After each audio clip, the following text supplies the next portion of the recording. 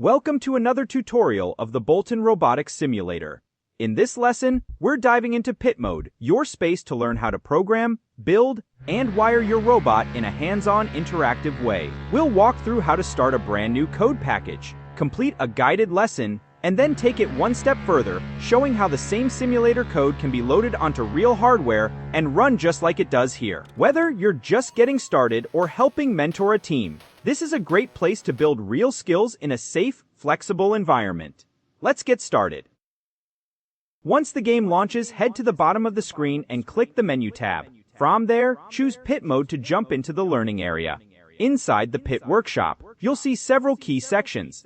Let's take a quick tour. In the upper left, you'll find the list of available lessons. They're organized by difficulty: green circles for beginner, blue squares for intermediate, and black diamonds for advanced. We recommend working through them from top to bottom, since each lesson builds on what you've learned before. In the lower left, you'll see a 3D view of your robot on a test stand, along with different control components.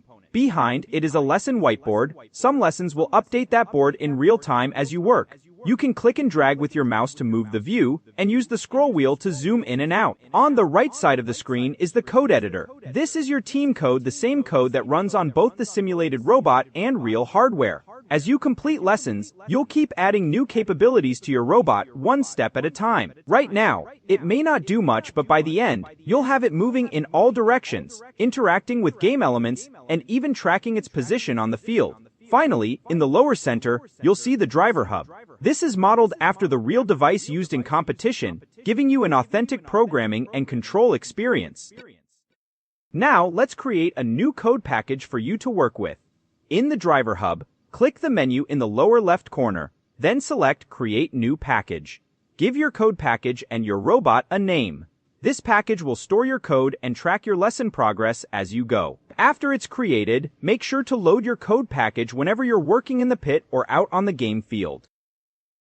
The lessons in this simulator are fully interactive and tightly connected to your code. As you work through a lesson, you'll notice links between the instructions on the left and the Java code on the right. These cross-links show you exactly what the lesson is describing, and exactly where that logic lives in your code. This means you're not just reading about programming, you're actively working in it. You'll see real examples, understand what they do, and then be guided step by step on where to add your own code. When you compile, that same code runs on the simulated robot immediately, so you can see your changes in action. This isn't just simulator-only code. The exact same code you write here can be opened in Android Studio and run on a real robot, no changes needed. It's a learn-by-doing experience designed to take you all the way from your first line of code to a working competition robot. Let's see how this works by completing the tank drive lesson. As you read through the tank drive lesson, take your time to understand how the drive system works. Pay attention to how the inputs map to wheel movement, and write down key ideas in your engineering notebook. In this lesson, you'll use cross-links to identify exactly where the highlighted code blocks need to be added to your main operational loop.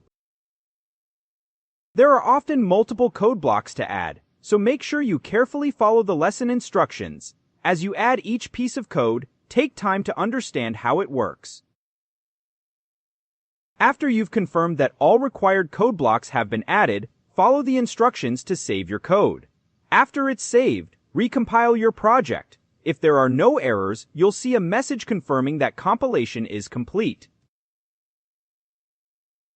Next, use the driver hub to select your tele-op mode, initialize the robot, and then press Start to run your code. At the bottom of the driver hub, you'll see telemetry data just like you would on real hardware. Now take a look at the robot rendering. On the whiteboard behind the robot, you'll see the tank drive wheel power equations. As you move the controls on your gamepad, those equations update in real time, helping you connect your inputs, your code, and the robot's behavior all in one place.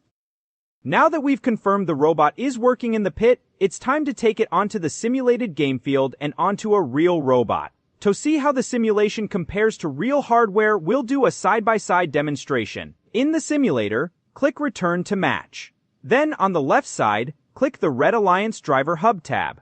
Make sure your code package is selected, then compile your code. Next, use the drop-down on the right to select Tele-Op Mode, click Init, and then press Run.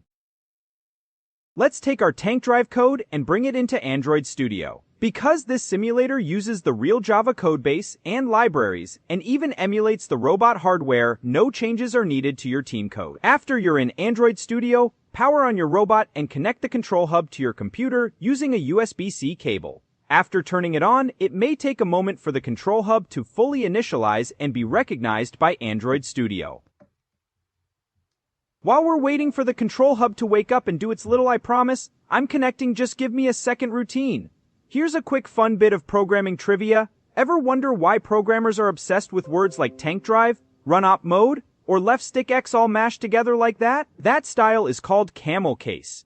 And yes, someone actually named it that because the capital letters in the middle of the word look like little humps, like camels. Programmers are not always subtle when naming things.